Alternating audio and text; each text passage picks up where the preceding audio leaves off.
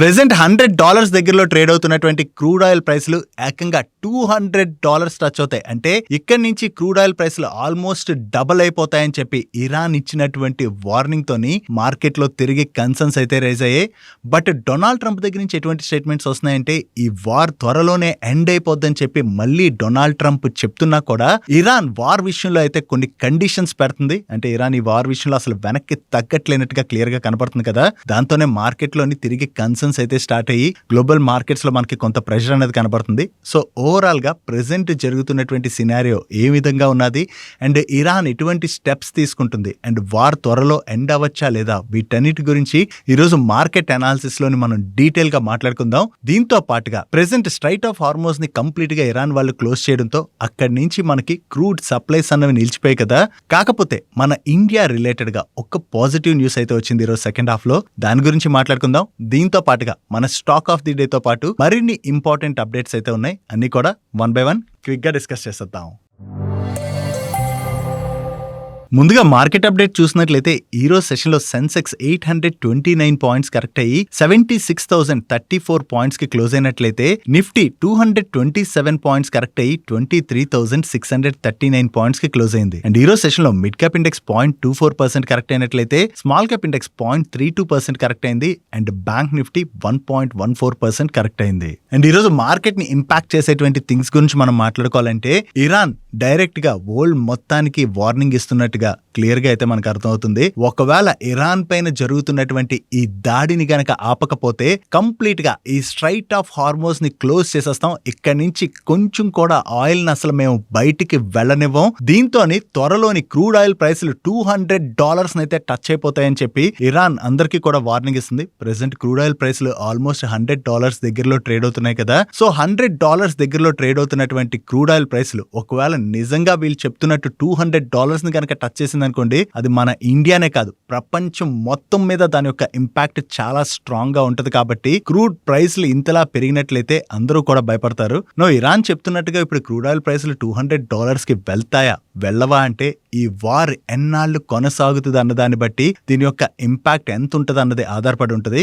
ఈ వార్ యొక్క ఇంటెన్సిటీ పెరుగుతున్నటువంటి ఇదే టైంలో డొనాల్డ్ ట్రంప్ దగ్గర నుంచి కంటిన్యూస్ గా వార్ ఎండ్ అవుతుందని స్టేట్మెంట్స్ వస్తున్నాయి కదా. మరొక్కసారి ఇప్పుడు డొనాల్డ్ ట్రంప్ యాక్సిస్ వాళ్ళతో మాట్లాడుతూ ఇరాన్ ఇంకా అటాక్ చేయడానికి పెద్దగా ఏమీ మిగలలేదు. అక్కడ వాళ్ళకి చెందినటువంటి అన్ని రకాల వార్షిప్స్ కావచ్చు, మిలిటరీ కావచ్చు, ఎయిర్ ఫోర్స్ కావచ్చు, వీటన్నిటిని కూడా మేము డిస్ట్రాయ్ చేసేసాం. త్వరలోనే ఈ వార్ అయితే ఎండ్ అయిపోద్దని చెప్పి డొనాల్డ్ ట్రంప్ మరొకసారి స్టేట్మెంట్ ఇచ్చినా కూడా ఇరాన్ ప్రెసిడెంట్ దగ్గర నుంచి దాని తర్వాత ఎటువంటి స్టేట్మెంట్స్ వచ్చాయంటే ఒకవేళ ఈ వార్ ని మేము ఎండ్ చేయాలని చెప్పి యుఎస్ ఇజ్రాయెల్ కోరుకుంటున్నట్లయితే దానికి వాళ్ళు కొన్ని కండిషన్స్ కి అయితే ఒప్పుకోవాలి. దానిలో ఫస్ట్ థింగ్ ఇరాన్ కి చెందినటువంటి రైట్స్ ని అస్సలు వీళ్ళెవరూ కూడా వాటిని టచ్ చేయకూడదని చెప్పి ఇరాన్ క్లియర్ గా చెప్తుంది. అంటే యుఎస్ ఒక రకంగా ఇరాన్ దగ్గర ఉన్నటువంటి క్రూడ్ ని కంప్లీట్ గా వాళ్ళ కంట్రోల్లోకి తీసుకోవాలని చూస్తుంది కదా. కానీ ఇరాన్ అయితే ఈ విషయంలో వెనక్కి తగ్గేలాగైతే క్లియర్ గా కనబడట్లేదు. దీంతో పాటుగా మా పైన ఫర్దర్ గా యుఎస్ కావచ్చు, ఇజ్రాయెల్ కావచ్చు, ఎవ్వరూ కూడా ఎటువంటి అటాక్స్ చేయరని చెప్పి గ్యారంటీ ఇవ్వాలి. అప్పుడే వార్ విషయంలోనైతే మేము వెనక్కి తగ్గుతామని ఇరాన్ చెప్తుంది. సో ఇరాన్ ని యుఎస్ కంప్లీట్ గా డిస్ట్రాయ్ చేసామని చెప్తున్నా కూడా ఇప్పుడు స్ట్రైట్ ఆఫ్ హార్మోజ్ దగ్గర మనం చూసామనుకోండి, వీళ్ళ దగ్గర నుంచి అటాక్ స్టిల్ కంటిన్యూ అవుతున్నాయి. అక్కడి నుంచి వస్తున్నటువంటి ఏమైనా షిప్స్ ఉంటే ఆ షిప్స్ ని వీళ్ళు అటాక్ చేస్తున్నారు. దీంతో పాటుగా ఒమన్ లోని one of the largest oil storage facility ఏదైతే ఉన్నదో ఆ ఫెసిలిటీని కూడా ఇరాన్ వాళ్ళు హిట్ చేసినట్టుగా అప్డేట్స్ వస్తున్నాయి. ఆ వీడియోని కూడా మీకు డిస్ప్లే చేస్తాను చూడండి.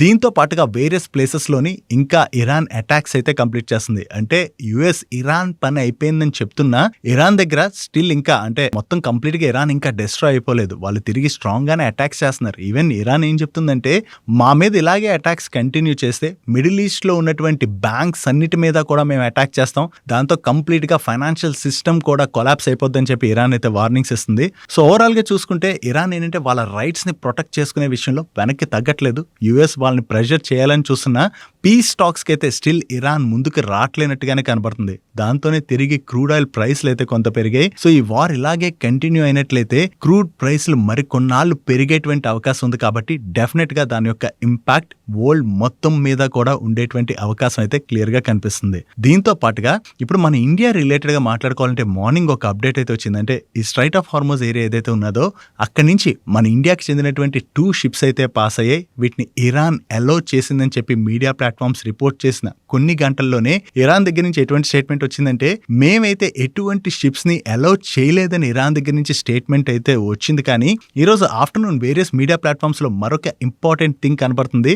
అదే ఈ స్ట్రైట్ ఆఫ్ హార్మోస్ దగ్గర నుంచి ఇండియాకి చెందినటువంటి ఒక క్రూడ్ ఆయిల్ లోడెడ్ ట్యాంకర్ అయితే ముంబై కోస్ట్ కి రీచ్ అయినట్టుగా వీడియోస్ అయితే సర్క్యులేట్ అవుతున్నాయి. నిజంగా స్ట్రైట్ ఆఫ్ హార్మోస్ దగ్గర నుంచి ఈ వెసల్ కానీ వచ్చినట్లయితే మన ఇండియాకి అది బిగ్ రిలీఫ్ గానే చూడాలి. దీంతో పాటు మన గవర్నమెంట్ ఇరాన్ తో కూడా డిస్కషన్స్ జరుపుతుందంటే మనకి చెందినటువంటి షిప్స్ ని కొంత వదలాలని చెప్పి డిస్కషన్స్ జరుగుతుంది. ఒకవేళ ఇరాన్ దీనికి ఒప్పుకుని మనకు వచ్చేటువంటి షిప్స్ ని అలో చేసినట్లయితే క్రూడ్ సప్లైస్ రిలేటెడ్ గా మనం పెద్దగా వరి అవ్వాల్సిన పని లేదు. బట్ క్రూడ్ సప్లై మన కంట్రీకి వచ్చినా కూడా క్రూడ్ ప్రైసెస్ తగ్గనంత వరకు కూడా డెఫినెట్ గా దాని యొక్క ఇంపాక్ట్ మన ఎకానమీ పైన అయితే ఉంటుంది అన్నది మనం గుర్తుపెట్టుకోవాలి. సో ప్రెసెంట్ ఏంటంటే మన ఇండియాకి 2 ఇష్యూస్ ఉన్నాయి. ఒకటి క్రూడ్ ప్రైసెస్ రిలేటెడ్ గా ఉన్నటువంటి ఇష్యూ, 2 ఎల్పిజి సప్లైస్ కూడా చాలా తక్కువగా ఉండడంతో ప్రెసెంట్ మన కంట్రీలోని కొంత ఎల్పిజి షార్టేజ్ అనేది ఏర్పడింది. దాంతో నిన్న డీటెయిల్ గా మన వీడియోలో మాట్లాడుకున్నాం కదా, కమర్షియల్ యూసేజ్ కి ఎల్పిజి సప్లైని అయితే ఇవ్వట్లేదు. ఎందుకంటే కమర్షియల్ కి ఇచ్చేసినట్లయితే రేపు పొద్దున ఎల్పిజి సరిగ్గా రాలేదనుకోండి, రెసిడెన్షియల్ లోని ఇబ్బందులు రావచ్చు కదా. సో దానికోసం అని చెప్పి కమర్షియల్ యూసేజ్ కి అయితే ఇవ్వట్లేదు. గవర్నమెంట్ అయితే చెప్తుంది మేము వేరే రూట్స్ నుంచి కూడా ఎల్పిజి తెస్తున్నాం అని చెప్తుంది. యాజ్ ఆఫ్ నో మన దగ్గర ఎల్పిజి కొరత అయితే లేదని. సో ఫస్ట్ రెసిడెన్షియల్ కి ప్రిఫరెన్స్ ఇస్తున్నారు కాబట్టి యాజ్ ఆఫ్ నో ఒక 30 days వరకు మన దగ్గర స్టాక్ ఉన్నట్టుగా చెప్తున్నారు కాబట్టి 30 days వరకు పెద్దగా భయపడాల్సిన పని లేదు. కానీ ఈ వార్ ఫర్దర్ గా ఎక్స్టెండ్ అయ్యి ఒకవేళ ఎల్పిజి షార్టేజ్ కనుక ఏర్పడినట్లయితే డెఫినెట్ గా దాని యొక్క ఇంపాక్ట్ వేరియస్ ఇండస్ట్రీస్ పైన పడేటువంటి అవకాశం ఉన్నది. ఇండస్ట్రీస్ పైన పడినట్లయితే డెఫినెట్ గా దాని యొక్క ఇంపాక్ట్ మన ఎకానమీ పైన పడుతుంది. ఈ వార్ త్వరలో ముగిసిపోయినట్టయితే ఓకే, అంటే డొనాల్డ్ ట్రంప్ చెప్తున్నట్టుగా వార్ ముగిసిపోయినట్టయితే ఓకే. అలా కాకుండా ఫర్దర్ గా కనుక ఎక్స్టెండ్ అయినట్లయితే డెఫినెట్ గా మన ఇండియా మీదనే కాదు గ్లోబల్ ఎకానమీస్ అన్నిటిపైన కూడా దీని యొక్క ఇంపాక్ట్ స్ట్రాంగ్ గానే పడేటువంటి అవకాశం అయితే ఉన్నది. అండ్ దీంతో పాటుగా మన ఇండియాకి చెందినటువంటి 20 షిప్స్ అయితే ఈ స్ట్రైట్ ఆఫ్ హార్మోస్ నుంచి అలౌ చేయాలని చెప్పి ఇండియా ఇరాన్ తోని డిస్కషన్స్ లో ఉన్నట్లుగా మీడియా ప్లాట్ఫామ్స్ రిపోర్ట్ చేస్తున్నాయి. దీనిలో 10 ట్యాంకర్స్ అయితే ఎల్పిజితో వస్తున్నాయని చెప్పేసి కూడా వీళ్ళు రిపోర్ట్ చేస్తున్నారు. ఒకవేళ ఇరాన్ వీటిని అలౌ చేసినట్లయితే అది మన ఇండియా రిలేటెడ్ గా బిగ్ రిలీఫ్ గానే చూడాలి. ఎందుకంటే సప్లైస్ కనుక స్టార్ట్ అయ్యాయి అనుకోండి, కొంతవరకు సప్లై షార్టేజ్ అన్నది తగ్గుతుంది కాబట్టి మనకైతే అది రిలీఫ్ కానుంది. బట్ ఇది నిజమా కాదా అన్నది ఇంకా తెలియదు. ఓన్లీ మీడియా ప్లాట్ఫామ్స్ రిపోర్ట్ చేస్తున్నాయి. దీని రిలేటెడ్ గా ఇండియా దగ్గర నుంచి కానీ ఇరాన్ దగ్గర నుంచి కానీ ఏదైనా అఫీషియల్ అనౌన్స్మెంట్ వస్తుందేమో మనం చూడాలి. డైలీ మార్కెట్ రిలేటెడ్ ఉండే ఇటువంటి ఇంపార్టెంట్ ఇన్ఫర్మేషన్ ని మీతో డీటెయిల్ గా షేర్ చేయడానికి మన టీం పెడుతున్నటువంటి ఎఫర్ట్స్ కనుక వీడియో చూసిన ఈ పాయింట్ ఆఫ్ టైం లైనా మీకు హెల్ప్ఫుల్ అయినట్లయితే మన వీడియోని మర్చిపోకుండా లైక్ చేయడానికి ప్రయత్నించండి. నెక్స్ట్ మార్కెట్ లోని స్టిల్ వాలటాలిటీ అయితే కంటిన్యూ అవుతున్నది కదా. సో ఈ టైంలోని చాలా మంది అంటే మార్కెట్ ఇప్పుడు బాగా పడింది కదా, ఇన్వెస్ట్ చేసినట్లయితే మనకి మంచి రిటర్న్స్ మార్కెట్ లో రావచ్చు అని చెప్పి ఇన్వెస్ట్ చేస్తుంటాం కదా. లాంగ్ టర్మ్ వ్యూతో ఆలోచించి ఇప్పుడు ఒకవేళ ఇన్వెస్ట్ చేస్తున్నారు అనుకోండి, దట్ ఈస్ ఫైన్, అప్పుడేం ప్రాబ్లం లేదు. లాంగ్ టర్మ్ వ్యూతో ఆలోచిస్తూ స్టాగర్డ్ మేనర్ లో ఇన్వెస్ట్ చేసుకున్నారనుకోండి, డెఫినెట్ గా లాంగ్ టర్మ్ లోని మన ఇండియన్ మార్కెట్ అయితే బెటర్ రిటర్న్స్ డెలివర్ చేస్తుంది. కాకపోతే ఇప్పుడు మార్కెట్ ఇంత పడింది, చాలా స్టాక్స్ అట్రాక్టివ్ వాల్యుయేషన్స్ లో దొరుకుతున్నాయని చెప్పి కొంతమంది ఏం చేస్తారంటే షార్ట్ టర్మ్ అవసరాల కోసం ఉన్నటువంటి డబ్బుల్ని కూడా మార్కెట్ లోని ఇన్వెస్ట్ చేయడం అటువంటివి చేస్తుంటారు. అటువంటి తప్పు ఎప్పుడూ కూడా చేయకండి. ఒక 1 to 2 years వరకు అంటే మనకు అవసరం ఉన్నటువంటి డబ్బులు ఉంటాయి కదా, వాటిని ఎప్పుడూ కూడా మనం ఈక్విటీ మార్కెట్స్ లో ఇన్వెస్ట్ చేయకూడదు. ఒకవేళ ఇన్వెస్ట్ చేసాం అనుకోండి, షార్ట్ టర్మ్ లో ఏం జరుగుతుంది అన్నది ఎవరైనా చెప్పలేం కదా. ఒకవేళ మీకు విత్డ్రా చేసుకోవాలి, డబ్బులు అవసరం ఉన్నటువంటి టైంలో మార్కెట్ నుంచి ఆ డబ్బులు తీయాలంటే స్టిల్ మీరు లాస్ లో ఉన్నారనుకోండి, అప్పుడు లాస్ లో విత్డ్రాల్ చేసుకోవాల్సి వస్తుంది. కాబట్టి ఎప్పుడు కూడా షార్ట్ టర్మ్ అవసరాల కోసం ఉన్నటువంటి డబ్బులు మనం మార్కెట్ లో అన్నది ఇన్వెస్ట్ చేయకూడదు. డెఫినెట్ గా కొత్తగా ఎవరైతే మార్కెట్ లోకి వస్తుంటారో వాళ్ళు ఇటువంటి తప్పులు చేసేటువంటి అవకాశం ఉంది. కాబట్టి ఎప్పుడు ఈ తప్పు చేయకండి. సో షార్ట్ టర్మ్ అవసరాల కోసం ఉన్నటువంటి డబ్బులు అలా అని చెప్పి మనం బ్యాంక్ లోనే ఉంచాం అనుకోండి, మనకి పెద్దగా ఇంట్రెస్ట్ కూడా వర్కౌట్ అవుతుంది కదా. సో అందుకనే బ్యాంక్ లో పెట్టేదానికన్నా కూడా మనకి ఏ బ్యాంక్ ఎఫ్డీలు ఇన్వెస్ట్ చేస్తే బెస్ట్ ఇంట్రెస్ట్ రేట్ వస్తుందో చూసుకుని ఎఫ్డీలు ఇన్వెస్ట్ చేయడం బెటర్. సో అలా ఏ బ్యాంక్ బెస్ట్ ఇంట్రెస్ట్ రేట్ వస్తుందో చెక్ చేసుకోవాలనుకున్నట్లయితే, అంటే కంపేర్ చేసి చెక్ చేసుకోవాలనుకున్నట్లయితే స్టేబుల్ మనీ యాప్ లోని మీరు ఆల్మోస్ట్ 200 బ్యాంక్ ఎఫ్డీస్ అయితే ఇక్కడ ఉంటాయి. మీరు కంపేర్ చేసుకుని ఏ బ్యాంక్ బెస్ట్ ఇంట్రెస్ట్ ఇస్తుందో చూసుకుని ఇన్వెస్ట్ చేసుకోవచ్చు. అండ్ ఆల్రెడీ 50 lakh పీపుల్ అయితే స్టేబుల్ మనీ యాప్ ని యూజ్ చేస్తున్నారు కూడా. అండ్ ఇక్కడ మీరు ఎఫ్డీలోని ఇన్వెస్ట్ చేయాలనుకున్నప్పుడు సెపరేట్ గా సేవింగ్స్ బ్యాంక్ అకౌంట్ ఓపెన్ చేసి ఇలాగ ఎఫ్డీలో ఇన్వెస్ట్ చేయాలన్నటువంటి ప్రాసెస్ ఏమి ఉండదు. హ్యాపీగా ఇక్కడ నుంచి డైరెక్ట్ గా మీరు ఎఫ్డీలోని ఇన్వెస్ట్ చేసుకోవచ్చు. అండ్ ఆ డబ్బులు కూడా బ్యాంక్ లోనే క్రెడిట్ అవుతాయి. ఈవెన్ బ్యాంక్ దగ్గర నుంచి కూడా మీకు కన్ఫర్మేషన్ వస్తుంది. అండ్ మీకు స్టేబుల్ మనీ యాప్ లో చెక్ చేసుకున్నప్పుడు 8.3% హైయెస్ట్ ఇంట్రెస్ట్ రేట్ కూడా దొరుకుతుంది. ఇక్కడ ఒక బ్యాంక్ దగ్గర నుంచి ఇక్కడ డిస్ప్లే చేస్తాను చూడండి. అండ్ అంతేకాకుండా మన దగ్గర ఎక్కువ డబ్బులు ఉండి ఒకే బ్యాంక్ లో అంటే చిన్న చిన్న బ్యాంకులో ఇన్వెస్ట్ చేసినప్పుడు ఆ బ్యాంక్ ఏమైనా అయిందనుకోండి మన డబ్బులు పోతాయని భయం ఉంటుంది కదా. సో అటువంటి భయం ఉన్నప్పుడు ఆర్బీఐ డిఐసిజిసి ఇన్సూరెన్స్ కూడా ఉంటుంది అప్ టు 5 lakhs వరకు. సో అందుకని ఒక బ్యాంక్ కాకుండా మల్టిపుల్ బ్యాంక్స్ అంటే ఎక్కువ డబ్బులు ఇన్వెస్ట్ చేయాలనుకున్నప్పుడు ఒక బ్యాంక్ ఎఫ్డీలో కాకుండా మల్టిపుల్ బ్యాంక్స్ లో ఇన్వెస్ట్ చేసుకున్నట్లయితే మన డబ్బులకి సెక్యూరిటీ కూడా ఉంటుంది. అండ్ వీటితో పాటు మీరు స్టార్టింగ్ 1000 రూపీస్ నుంచి ఇన్వెస్ట్ చేసుకోవచ్చు. అండ్ మీకు మంత్లీ విత్డ్రాల్ ఆప్షన్ కూడా ఉన్నది. అండ్ ఈ స్టేబుల్ మనీ యాప్ మీకు వీడియో డిస్క్రిప్షన్ లోను కింద కామెంట్ సెక్షన్ లో ఫస్ట్ కామెంట్ లో పిన్ చేసి ఉంచుతా. ఆ లింక్ మీద క్లిక్ చేయడం ద్వారా మీరు ఎఫ్డీలో అయితే ఇన్వెస్ట్ చేసుకోవచ్చు. నెక్స్ట్ మార్కెట్ లో పెద్దగా మాట్లాడలేదు కానీ మరొక కన్సర్న్ అయితే మార్కెట్ లో క్లియర్ గా కనపడుతున్నది. రీసెంట్ గా యూరియా ప్రైసెస్ అయితే బాగా పెరుగుతున్నాయి ఇంటర్నేషనల్లీ. అంటే ఈ వార్ జరిగిన దగ్గర నుంచి చూసినట్లయితే యూరియా ప్రైసెస్ పెరిగిపోతున్నాయి, వేరియస్ ఫెర్టిలైజర్ ప్రైస్లు కూడా పెరుగుతున్నాయి. దీని రిలేటెడ్ గా యూపీఎల్ యొక్క ఎగ్జిక్యూటివ్ కూడా ఎకనామిక్ టైమ్స్ తో మాట్లాడుతూ ఈ ఫెర్టిలైజర్ ప్రైసెస్ అవి పెరగడం ఒక రకంగా కన్సర్న్ అయినా కూడా ప్రైస్ పెరగడం ఒక ఇష్యూ అయితే వీటి అవైలబిలిటీ రిలేటెడ్ గా కూడా ఇష్యూని అయితే ఫేస్ చేస్తున్నట్టుగా యూపీఎల్ యొక్క ఎగ్జిక్యూటివ్ కూడా కామెంట్ చేయడం జరిగింది. ఒకవేళ ఇదే సిచ్యువేషన్ ఫర్దర్ గా కూడా కంటిన్యూ అయినట్లయితే దాని యొక్క ఇంపాక్ట్ డెఫినెట్ గా మన అగ్రి సెక్టర్ మీద పడేటువంటి అవకాశం ఉన్నది కదా. ఒకవేళ అగ్రికల్చర్ సెక్టర్ కనుక ఇంపాక్ట్ అయినట్లయితే దాని వలన చాలా సెక్టర్స్ ఇంపాక్ట్ అవుతాయి. అండ్ తిరిగి మన ఇండియాలోని ఫుడ్ ఇన్ఫ్లేషన్ కూడా భయంకరంగా పెరిగేటువంటి అవకాశం ఉన్నది. కాబట్టి ఈ స్పేస్ ను కూడా మనం ట్రాక్ చేయాలి. అంటే ఈ ప్రైస్లు ఎలా పెరుగుతున్నాయి, వీటి అవైలబిలిటీ ఎలా ఉన్నది, వీటి రిలేటెడ్ గా ఏమైనా ఇంప్రూవ్మెంట్ వచ్చిందా లేదా, వీటి రిలేటెడ్ గా కూడా మనం ట్రాక్ చేయవలసి ఉన్నది. ఒకవేళ ఫర్దర్ గా అంటే గవర్నమెంట్ దీని రిలేటెడ్ గా స్టెప్స్ తీసుకుని వీటి రిలేటెడ్ గా అవైలబిలిటీ అది పెంచినట్లయితే ఓకే. కానీ ఇదే సిచ్యువేషన్ మరికొన్నాళ్ళు కంటిన్యూ అయినట్లయితే డెఫినెట్ గా దీని ఇంపాక్ట్ అగ్రి సెక్టర్ మీద మనం చూసేటువంటి అవకాశం అయితే ఉన్నది. నెక్స్ట్ గ్యాస్ రిలేటెడ్ గా షార్టేజ్ అన్నది క్లియర్ గా కనపడుతున్నది కదా. దీంతో బ్లాక్ మార్కెట్ అయితే మన ఇండియాలో పెరుగుతున్నట్టుగా క్లియర్ గా అర్థమవుతుంది.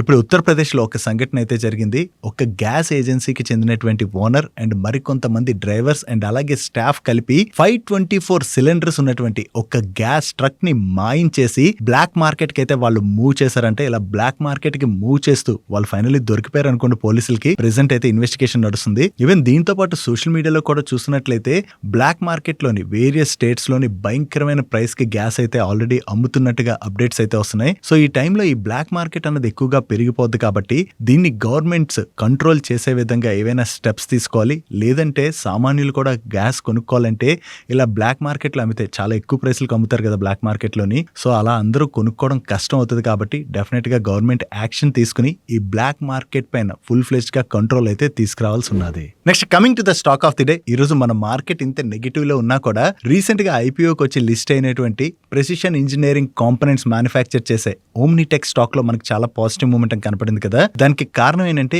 ఈ ఓమ్నిటెక్ వాళ్ళకి జర్మనీకి చెందినటువంటి వెదర్ఫోర్డ్ ప్రొడక్ట్స్ అనేటువంటి కంపెనీ నుంచి 5 years లాంగ్ టర్మ్ కాంట్రాక్ట్ అయితే వచ్చింది. టోటల్ గా ఈ 5 years కాంట్రాక్ట్ వాల్యూ 900 crores పైనే. పెర్ ఇయర్ వీళ్ళకి 184 crores వర్త్ ఆర్డర్స్ అయితే రావచ్చని చెప్పి వీళ్ళు షేర్ చేస్తున్నారు. సో ఓవరాల్ గా ఈ కంపెనీ మార్కెట్ క్యాప్ ప్రకారం మనం చూసినట్లయితే వీళ్ళకి వచ్చినటువంటి ఆర్డర్ చాలా బిగ్ ఆర్డర్ కావడంతోనే ఈ రోజు సెషన్ లో స్టాక్ అయితే పాజిటివ్ గా రియాక్ట్ అయింది.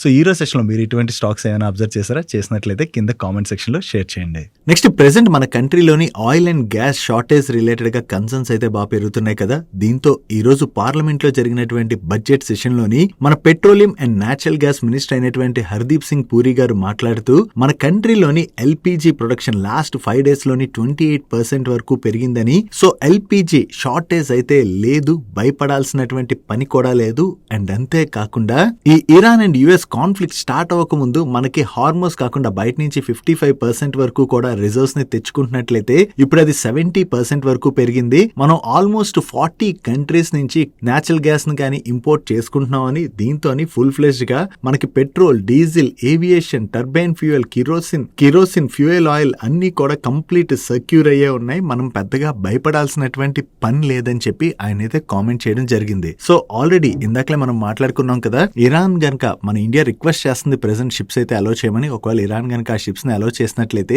మనకి అవైలబిలిటీ అనేది పెరిగేటువంటి అవకాశం ఉన్నది. కాబట్టి కొంతవరకు కన్సర్న్స్ అయితే తగ్గచ్చు. బట్ ఇంకా ప్రైస్ కూడా కంట్రోల్ అవ్వాల్సి ఉన్నది. దీంతో పాటుగా ఈ రోజు మన మార్కెట్ క్లోజ్ అయిన తర్వాత ఫిబ్రవరి మంత్ ఇన్ఫ్లేషన్ డేటా అయితే వచ్చింది. యాక్చువల్లీ మార్కెట్ ఎక్స్పెక్ట్ చేసిన దానికన్నా కూడా ఈ ఫిబ్రవరి మంత్ లోని కొంత ఇన్ఫ్లేషన్ అయితే పెరిగింది. కాకపోతే ఫిబ్రవరి కన్నా కూడా ఈ మార్చ్ లో జరుగుతున్నటువంటి ఈ ఇష్యూస్ తోని వేరియస్ ప్రొడక్ట్ ప్రైస్లు అవి పెరుగుతున్నాయి. ఈవెన్ ఇప్పుడు క్రూడ్ ఆయిల్ ప్రైస్లు పెరుగుతుండడం వలన త్వరలో పెట్రోల్ అండ్ డీజిల్ ప్రైస్లు కూడా పెరిగాయి అనుకోండి. దానివల్ల వేరియస్ ప్రొడక్ట్ ప్రైస్లు మరింత పెరగచ్చు కాబట్టి మార్చ్ లో మరికొంత ఇన్ఫ్లేషన్ అయితే పెరిగేటువంటి అవకాశం ఉన్నది. నెక్స్ట్ ఈ రోజు సెషన్ లో డైరీ స్టాక్స్ రిలేటెడ్ గా ఒక పాజిటివ్ న్యూస్ అయితే వచ్చింది. Food safety and standard authority of India వాళ్ళు అన్ని రకాల milk producers and milk vendors ఎవరైతే ఉంటారో వాళ్ళు వాళ్ళ ఫుడ్ బిజినెస్ ఆపరేషన్స్ ని గనక కంటిన్యూ చేయాలన్నా లేదా స్టార్ట్ చేయాలన్నా కూడా మ్యాండేటరీగా FSSAI వాళ్ళ రిజిస్ట్రేషన్ ఆర్ లైసెన్స్ ని తీసుకోవాలని చెప్పి కొత్త రూల్ అయితే పాస్ చేశారు. దీనివల్ల ఏం జరుగుతుంది, అన్రెగ్యులేటెడ్ మార్కెట్ లోని ఈ డైరీ ప్రొడక్ట్స్ అమ్మే వాళ్ళంటే డైరీ ప్రొడక్ట్స్ ఫుడ్ బిజినెస్ చేసేటువంటి కంపెనీస్ ఉంటాయి కదా, వాటిపైన దీని యొక్క ఇంపాక్ట్ అయితే పడచ్చు. ఓవరాల్ గా అన్రెగ్యులేటెడ్ మార్కెట్ కనుక కంట్రోల్ అయినట్లయితే రెగ్యులేటెడ్ మార్కెట్ లో బిజినెస్ ఆపరేట్ చేసేటువంటి కంపెనీస్ కి దాని వలన బిజినెస్ ఫర్దర్ గా కూడా పెరిగేటువంటి అవకాశం ఉంటుంది. కాబట్టి ఈ రోజు సెషన్ లోని హెరిటేజ్ ఫుడ్ స్టాక్ అయితే పాజిటివ్ గా రియాక్ట్ అయింది. దీంతో పాటు other dairy stocks like Dodla dairy కావచ్చు, హ్యాట్సన్ అగ్రో ప్రొడక్ట్ కావచ్చు, ఇంకా రిమైనింగ్ డైరీ కంపెనీస్ అన్నిటికీ కూడా ఇది పాజిటివే. బట్ ఆ స్టాక్స్ లోని ఈ రోజు సెషన్ లో పెద్దగా పాజిటివ్ మూమెంటం అన్నది కనపడలేదు. Next water treatment services provide చేసేటువంటి వాటెక్ వాబాగ్ వాళ్ళకి Chennai metropolitan water supply and savage board దగ్గర నుంచి కొత్తగా ఒక కాంట్రాక్ట్ వచ్చింది. ఈ కాంట్రాక్ట్ లో భాగంగా వీళ్ళు 45 million litres per day TTRO plant refurbishment operation and maintenance services అయితే ప్రొవైడ్ చేయవలసి ఉన్నది. అండ్ కొత్తగా వీళ్ళు ఏదైతే ఈ కాంట్రాక్ట్ విన్నారో ఇది వాటెక్ వాబాగ్ వాళ్ళ రిలేటెడ్ గా మనం పాజిటివ్ గా చూడొచ్చు. అండ్ ఈ వాటెక్ వాబాగ్ వాళ్ళతో పాటు ఈ వాటర్ సెగ్మెంట్ లోనే బిజినెస్ ను ఆపరేట్ చేసేటువంటి ఎన్విరో ఇన్ఫ్రా ఇంజనీరింగ్ లిమిటెడ్ వాళ్ళకి కూడా కొత్తగా ఒక కాంట్రాక్ట్ అయితే వచ్చింది. ఈ contract value approximately 411 crores. And ఈ కాంట్రాక్ట్ లో భాగంగా వీళ్ళు ఏం వర్క్ చేయాలన్నది మీరు ఇక్కడ స్క్రీన్ పై చూడొచ్చు. వీళ్ళకి కొత్తగా ఈ కాంట్రాక్ట్ వచ్చిందన్న అప్డేట్ తోనే ఈ రోజు సెషన్ లో ఎన్విరో ఇన్ఫ్రా స్టాక్ పాజిటివ్ గా రియాక్ట్ అయింది. నెక్స్ట్ ఎథర్ ఇండస్ట్రీస్ వాళ్ళకి చెందినటువంటి సూరత్ ఎక్స్టర్నల్ వేర్ హౌస్ ఏదైతే ఉన్నదో ఈ ఎక్స్టర్నల్ వేర్ హౌస్ పక్కన ఉన్నటువంటి ప్లాంట్ లోని ఫైర్ యాక్సిడెంట్ జరగడంతో వీళ్ళ ఎక్స్టర్నల్ వేర్ హౌస్ లో కూడా ఈ ఫైర్ అయితే వచ్చింది. బట్ దాన్ని వీళ్ళు వెంటనే కంట్రోల్ అయితే చేశామని, సో దాని వలన వీళ్ళపైన పెద్దగా ఇంపాక్ట్ ఏమీ లేదు, తిరిగి ఆపరేషన్స్ అన్ని నార్మల్ గానే జరుగుతున్నట్లుగా. అండ్ ఈ ఫైర్ ఇన్సిడెంట్ లోని ఎటువంటి క్యాజువాలిటీస్ కానీ ఇంజరీస్ కానీ లేవని చెప్పి వీళ్ళు ఎక్స్చేంజెస్ కి అప్డేట్ చేశారు. ఓవరాల్ గా ఈ ఫైర్ ఇన్సిడెంట్ వలన పెద్దగా ఏమీ నష్టం లేదు కాబట్టి ఇది ఎథర్ ఇండస్ట్రీస్ రిలేటెడ్ గా మనం బిగ్ రిలీఫ్ గా చూడొచ్చు. నెక్స్ట్ ఆర్తి ఇండస్ట్రీస్ వాళ్ళకి ఒక గ్లోబల్ అగ్రో కెమికల్ కంపెనీ దగ్గర నుంచి $150 million worth medium term supply contract అయితే విన్నారు. ఈ కాంట్రాక్ట్ లో భాగంగా వీళ్ళు క్రాప్ ప్రొటెక్షన్ ఫార్ములేషన్స్ లో యూజ్ చేసేటువంటి అగ్రో కెమికల్ ఇంటర్మీడియట్స్ ని ఈ కంపెనీకి సప్లై చేయవలసి ఉన్నది. వీళ్ళు కొత్తగా ఏదైతే ఈ కాంట్రాక్ట్ విన్నారో ఇది ఆర్తి ఇండస్ట్రీస్ వాళ్ళ రిలేటెడ్ గా మనం పాజిటివ్ గా చూడొచ్చు.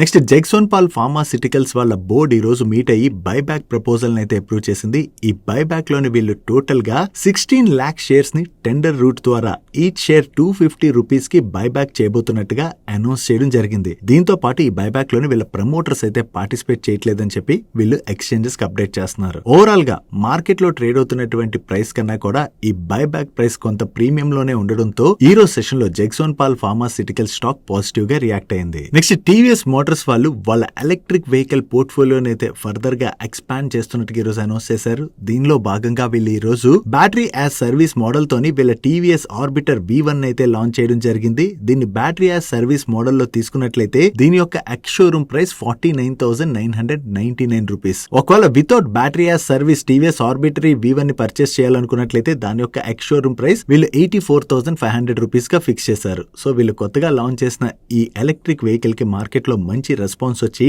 సేల్స్ గనక బాగా జరిగాయి అనుకోండి అది టీవీఎస్ మోటార్స్ వాళ్ళకైతే పాజిటివ్ కానుంది. నో ఈ బ్యాటరీ యాజ్ సర్వీస్ మోడల్ ని గనక సెలెక్ట్ చేసుకున్నట్లయితే కస్టమర్స్ కి అప్ ఫ్రంట్ కాస్ట్ తగ్గడంతో పాటు లాంగ్ ఇన్సూరెన్స్ కూడా లభిస్తుంది కాబట్టి దాని ద్వారా కస్టమర్స్ కి అయితే బిగ్ బెనిఫిట్ కలగబోతున్నట్టుగా వీళ్ళైతే షేర్ చేస్తున్నారు. నెక్స్ట్ సీగల్ వాళ్ళకి ministry of road transport and highways వాళ్ళ దగ్గర నుంచి కొత్తగా 3 కాంట్రాక్ట్స్ అయితే వచ్చాయి. ఈ కాంట్రాక్ట్స్ వాల్యూ మనం చూసినట్లయితే ఒక కాంట్రాక్ట్ వాల్యూ అప్రాక్సిమేట్లీ 611 crores అయితే, second contract value approximately 525 crores and third contract value approximately 492 crores. And ఈ కాంట్రాక్ట్స్ లో భాగంగా వీళ్ళు ఏం వర్క్ చేయాలన్నది మీరు ఇక్కడ స్క్రీన్ పై చూడొచ్చు. వీళ్ళు కొత్తగా ఏవైతే ఈ కాంట్రాక్ట్స్ విన్నారో ఇది సీగల్ వాళ్ళ రిలేటెడ్ గా మనం పాజిటివ్ గా చూడొచ్చు. నెక్స్ట్ మన కంట్రీలోని చిప్ మ్యానుఫాక్చరింగ్ ని ఫర్దర్ గా పెంచేందుకు గాను గవర్నమెంట్ ఆఫ్ ఇండియా మన లోకల్ చిప్ మ్యానుఫాక్చరింగ్ ని సపోర్ట్ చేసేందుకు గాను $11 billion ఫండ్ రిలేటెడ్ గా ప్లాన్ చేస్తున్నట్టుగా వేరియస్ మీడియా ప్లాట్ఫామ్స్ అయితే రిపోర్ట్ చేస్తున్నాయి. బట్ ఇది మీడియా ప్లాట్ఫామ్స్ వాళ్ళ సోర్సెస్ ద్వారా షేర్ చేస్తున్నటువంటి అప్డేట్ మాత్రమే, ఇంకా గవర్నమెంట్ దగ్గర నుంచి ఎటువంటి అనౌన్స్మెంట్ కూడా రాలేదు. ఒకవేళ గవర్నమెంట్ ఈ చిప్ మ్యానుఫాక్చరింగ్ రిలేటెడ్ గా ఈ న్యూ ఫండ్ ని అనౌన్స్ చేసినట్లయితే ఓవరాల్ గా మన కంట్రీలోని చిప్ మ్యానుఫ్యాక్చరింగ్ ఫర్దర్ గా పెరగచ్చు. దీంతో పాటుగా ఆల్రెడీ చిప్ మ్యానుఫ్యాక్చరింగ్ లో వర్క్ చేస్తున్నటువంటి కంపెనీస్ కి కూడా ఇది మనం పాజిటివ్ గా చూడొచ్చు. That's it for today's daily Manisha guys. ఈ రోజు డైలీ మనిషా క్లోజ్ చేసే ముందు ఇందాక ఎఫ్డి గురించి మాట్లాడుకున్నాం కదా. సో మీలో ఎవరైనా ఎఫ్డి చేద్దాం అనుకుంటున్నట్లయితే మీకు స్టేబుల్ మనీ యాప్ లింక్ అయితే ఈ వీడియో డిస్క్రిప్షన్ లోను కింద కామెంట్ సెక్షన్ లో ఫస్ట్ కామెంట్ లో పిన్ చేసి ఉంచుతాను. ఆ లింక్ మీద క్లిక్ చేయడం ద్వారా మీకు మంచిగా ఇంట్రెస్ట్ రేట్ ఎక్కడ దొరుకుతుందో చూసుకుని ఎఫ్డీని సెలెక్ట్ చేసుకుని మీ ఎఫ్డీ అయితే బుక్ చేసుకోవచ్చు. అండ్ ఈ రోజు డైలీ మనిషిలో మేము షేర్ చేసిన ఇన్ఫర్మేషన్ మీకు హెల్ప్ఫుల్ అయినట్లయితే మన వీడియోని లైక్ చేస్తూ ఛానల్ సబ్స్క్రైబ్ చేసుకోవడం మర్చిపోకండి. నేను చంద్రశేఖర్ పత్రి మరొక ఇంట్రెస్టింగ్ వీడియోతో కలుద్దాం. Good night.